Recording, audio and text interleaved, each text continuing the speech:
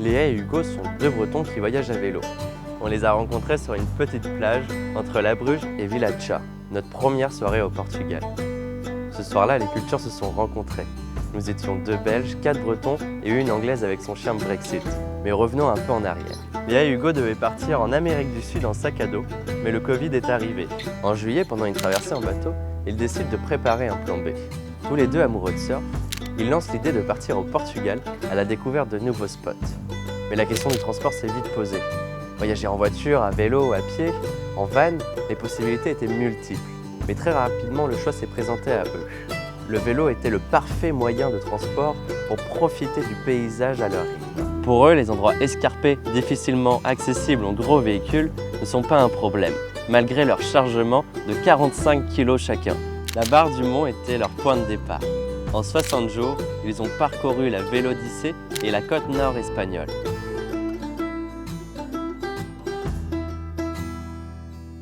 Malgré les intempéries qu'ils ont dû affronter, Léa et Hugo n'ont pas abandonné et continuent leur voyage. Il y a 2 semaines, nous nous sommes retrouvés sur un spot à Murtosa et depuis nos plans se sont modifiés suite à l'annonce du confinement portugais. Nous avons dû réfléchir à des solutions pour continuer le voyage de Gaspard. Le retour en France a vite été évoqué, mais nous ne voulons pas par la suite y rester coincés. C'est à ce moment-là que Léa et Hugo nous ont proposé de se confiner tous les 4 en louant une maison. Alors voilà, on est à Aguincho, un petit village d'une quinzaine de maisons, perdu dans les montagnes portugaises.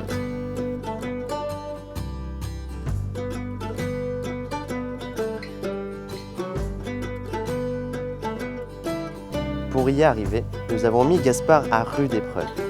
Une pause a dû être obligatoire après une descente car ses freins sentaient cramer. Mais bon, ça c'est une autre histoire et on te la racontera dans la prochaine vidéo du voyage de Gaspard. Pour le moment, il y a 3000 km d'aventure que tu peux retrouver et continuer à suivre sur les pages Facebook de Léa et Hugo. On te met les liens dans la description.